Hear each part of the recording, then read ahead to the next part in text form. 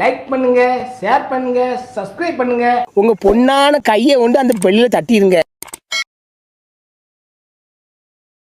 Hi guys, welcome back to my channel the boys of black panther.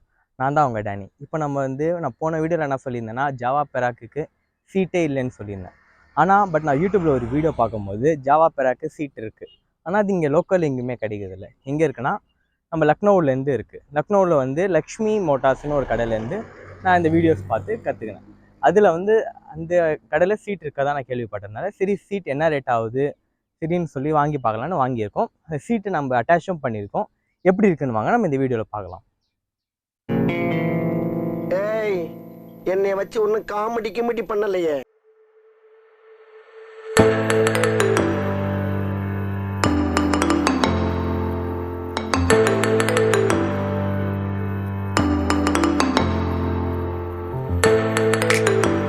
நம்ம Java பெராக்கோட சீட்டை பற்றி பார்க்கலான்னு சொன்னேன்ல, அங்கே பார்க்கலாம். இப்போ என்னென்னா இதான் ஜாவா பெராக்கோட சீட்.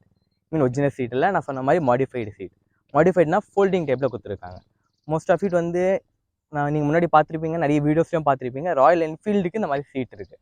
ஆனால் ஜாவாவுக்கு இருக்கிறதுலே பெராக்கில் சிங்கிள் சீட் மட்டும்தான், அது எல்லாருக்கும் தெரியும். பட் இந்த வண்டிக்கு டபுள் சீட் பண்ண முடியும்.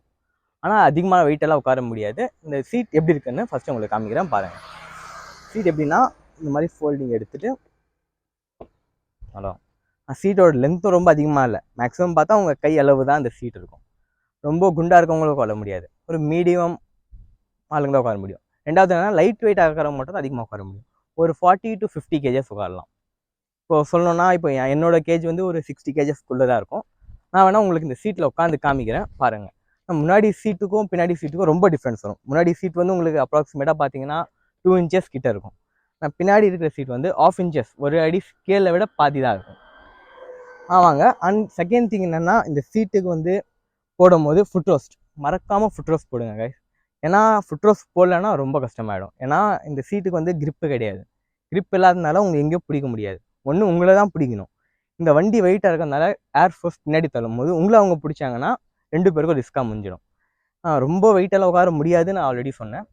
ஆனால் கூட ஒரு மீடியம் வெயிட் வரைக்கும் உட்காரலாம். நான் வேணால் உட்காந்து காமிக்கிறேன் பாருங்கள்.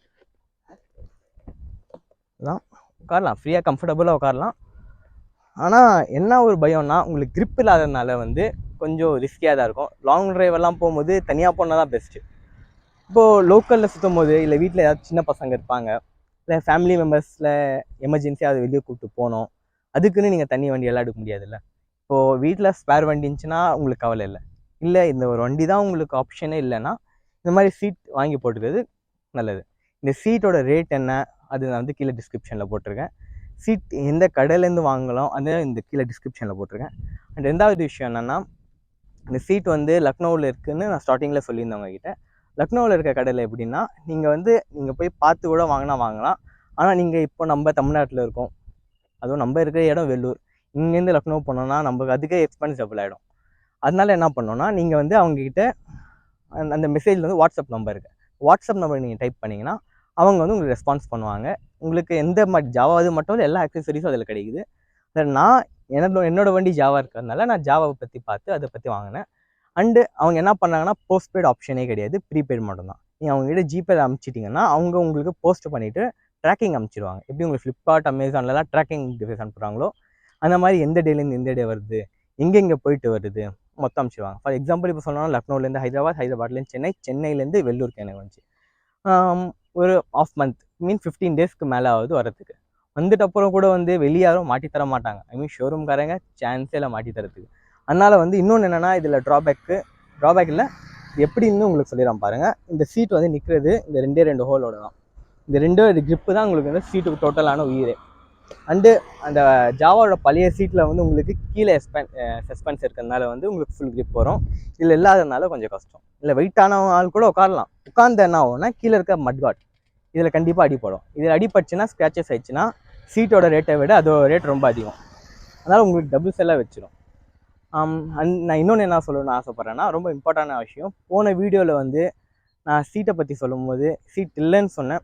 அண்ட் தென் கொஞ்சம் ரபிஷாக பேசிட்டேன். அதனால் நான் இந்த வீடியோவில் அந்த வீடியோவாக சாரி கேட்டுருக்கேன். அந்த வீடியோ பார்க்காதவங்க கீழே டிஸ்கிரிப்ஷனில் அந்த வீடியோட லிங்க் போட்டிருக்கேன், பாருங்கள். பேச்சாடா பேசுன கொஞ்சம் நெஞ்ச பேச்சா பேசுன. ஐ மீன் உங்களுக்கு இந்த ரொம்ப வீடியோ நல்லா பிடிச்சிருந்துச்சுன்னா லைக் பண்ணுங்கள், ஷேர் பண்ணுங்கள், சப்ஸ்கிரைப் பண்ணுங்கள், மறக்காமல் பெல் ஐக்கானை ப்ரெஸ் பண்ணுங்கள் கைஸ். உங்கள் சப்போர்ட் தான் எனக்கு ரொம்ப வேணும்.